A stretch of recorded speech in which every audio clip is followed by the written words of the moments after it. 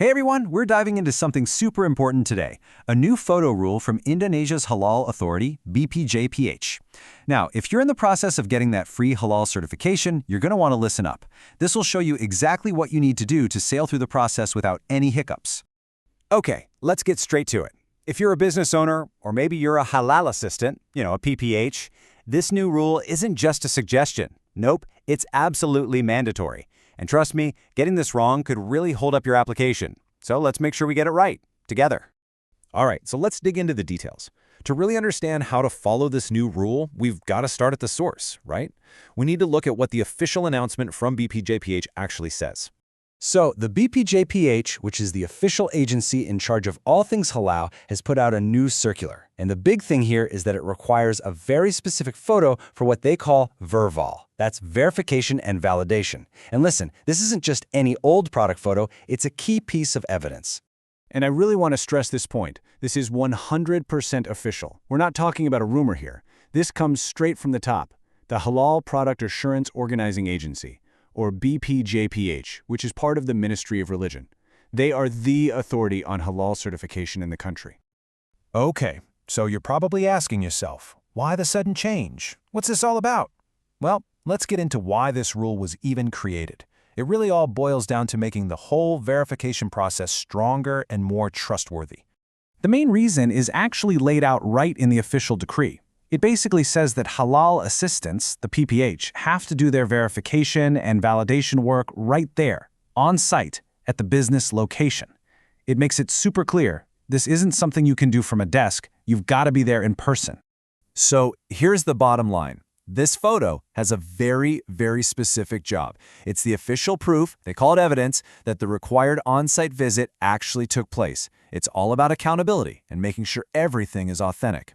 All right, now let's get into the nitty-gritty, the logistics. We're going to talk about exactly who needs to be in this picture and, just as important, when this rule officially kicked in.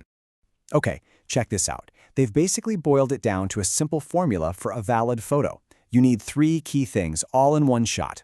You need the business owner, you need the halal assistant, and of course, you need the product that's getting certified. All 3, no exceptions. So the big date to remember is January 15th, 2024. That's when this rule went into effect. Now, if you submitted your application before that date, you're probably okay. But, and this is a really important but, if your older application gets sent back to you because of a photo mistake, you've got to resubmit a new photo that follows these new rules. So keep that in mind. Okay, listen up, because this next part is probably the most critical section for anyone going through this process. We're going to walk you through, step by step, exactly how to take the perfect photo so your application sails right through. So here are the ground rules. First up, the photo has to be taken at the business location. No exceptions. Second, it's 1 photo for each product.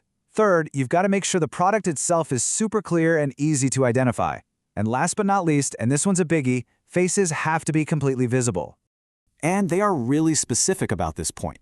The circular clearly states no masks or any other kind of face coverings for either the business owner or the halal assistant. Both of your faces have to be seen clearly for the photo to be valid. That's a deal breaker.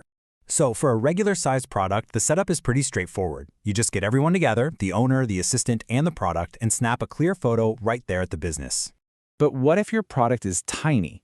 Something that would be hard to see in a group photo. Well, the rules actually have a pretty smart solution for that. You can make a collage. You take the main photo with everyone in it, and then you combine it with a close-up shot of the product itself. That way, the people doing the verification can see exactly what it is.